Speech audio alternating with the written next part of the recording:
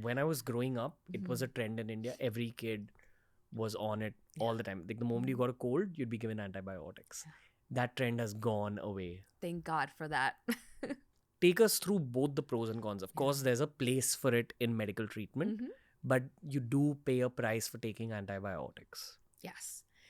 We're paying a personal price, but also a big cost of that across the globe is that we are seeing an enormous amount of antibiotic resistance. Antibiotic resistance, basically, we are going to run out of options to treat infections, is perhaps the number one threat to public health in this world. I think you'll have to do a bit of a 101 on what an antibiotic is Yes. before explaining antibiotic resistance. Yeah. So antibiotics are basically used to kill bacteria. So if I get an infection, if I get a cold, sinus infection, pneumonia, urine infection, it's caused by bacteria. I want to take antibiotics to kill them off so I don't suffer long-term consequences from it. It can be very dangerous. The problem is often when we get a cold or a cough, we don't know if it's being caused by a virus or a bacteria. So back in the day, when I was growing up, when you were growing up, you have a little cold, some fever, doctors just write you an antibiotic. Majority of the time, it's not even going to work because antibiotics don't kill viruses. So we started overusing antibiotics, and that's why all these bacteria became resistant to it. And now we're paying a price because now you have to use even bigger antibiotics to cure a simple infection. You're talking about the effects of the 90s and the 2000s primarily, right? Mm-hmm. What was the narrative in the medical community about antibiotics back then? At that time, we didn't really understand the long-term impact of antibiotics on our gut health. That if you wipe out all these good bacteria along with bad bacteria, it doesn't just come back. So studies have shown that even 3 to 5 rounds of antibiotics before age 5 can increase your risk of getting autoimmune diseases by 30%. Wow. I mean, who didn't get that much antibiotics growing up? We all did, right? So it's not a surprise that now all of a sudden everyone's getting allergies, these autoimmune diseases, because of that childhood exposure, which is mind-blowing to me. And that's our generation mainly. Exactly. And Gen Zs. Yeah, so why do you think we're seeing more anxiety, IBS, more even diabetes, weight gain, cancer? A lot of it starts early on in our life where we're exposed to antibiotics over and over again and has a permanent effect on our gut bacteria. I have so many things to say because we've spoken about Gen Zs a lot on this podcast. It's a 5-year-old podcast, and 5 years ago, Gen Zs were like 20, 19. Some of them are 25 now. One of the narratives that's commonly discussed amongst millennials is that, hey, we kind of feel like the Gen Zs are aging faster than we were. Yeah. Like you'll see graying of hair earlier, you'll see the skin age earlier, you'll see muscles age earlier, they'll get more injuries. Like the stuff that happened to us at like 31, 32 is happening to them sometimes at 23, 24. Yes. And it's not their fault. No. What you spoke about, early antibiotic use, has to have played some kind of role, at least in urban Gen Zs all over the world. Yes. Right? It's not their fault. Other than the fact that social media was introduced to them early, other than the fact that there's a lot of comparison mindsets now, there's a lot of insecurity. That's increasing their cortisol levels, and that's also making them age further.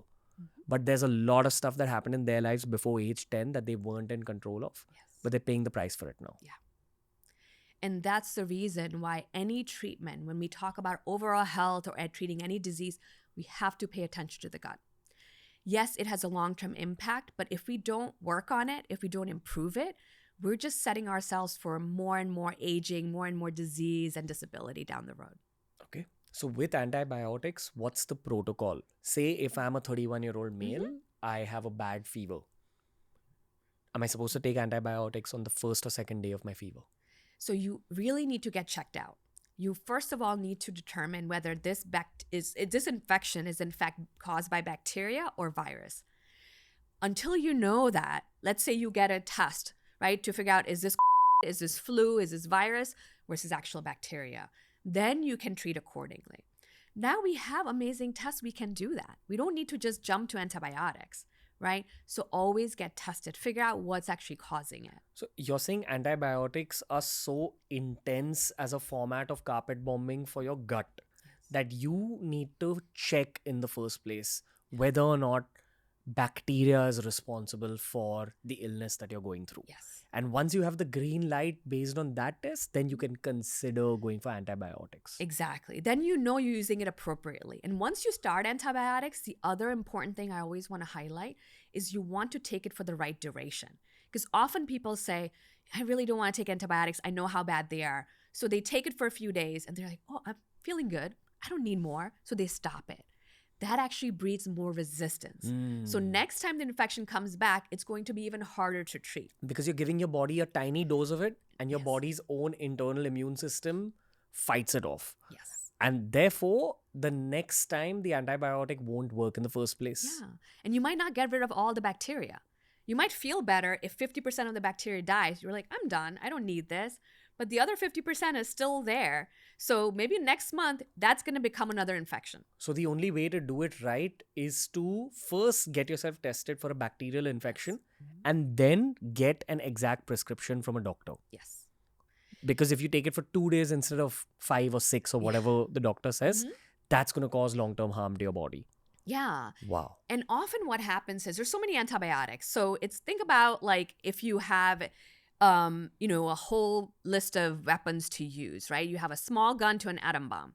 So with antibiotics, we have small guns, we have atom bombs. So you don't want to use the big guns early on when you don't need it. Are you comfortable talking about the big ones? Yeah. So there are some antibiotics we really like to reserve for really bad infections. So sometimes people say, oh, doctor, just give me that antibiotic. It's so much easier to take. I just have to take it once a day. This one, I got to take 4 times a day. I don't want to do that. It's not about convenience. Because you want to match the right type of antibiotics to the disease or the bacteria you actually have. It's an art. It's an art. And it's a science, right? So that's why identifying, is it bacterial or virus? What type of bacteria am I dealing with? Which antibiotic is going to get the job done is so important. It's not just about, oh, doctor, I have this antibiotic left over. Can I just take that? No, don't make that mistake. Now let's flip this whole narrative. Say if you're used to taking antibiotics every time you're unwell, which is a lot of people, urban people. Could you explain what's going wrong inside their body post that antibiotic use? Yes. So think about a field or a garden, right? There's lots of flowers, there's some rocks, some weeds too. I take antibiotics, I wipe out everything. Antibiotics will kill majority of the bad bacteria, but there's some that's going to be left over. So next time what happens is those bad bacteria take over more territory. There's nothing to compete, right? Open field, I can grow as much as possible. So now the bad bacteria are taking over more territory. So the next time I take antibiotic, same thing happens again. So now instead of bad bacteria being 10%, now they're 50% of your gut bacteria. That's going to affect your hormones, your immune system, your mood. So it's not just a matter of treating that infection. The long-term impact, you'll feel it in so many different areas of your health. This is a lot of the patients that you see? Yes, unfortunately. And I'll tell you one other thing. As more awareness has gotten into mainstream and people are like, you really should not take too many antibiotics, we're still seeing this problem.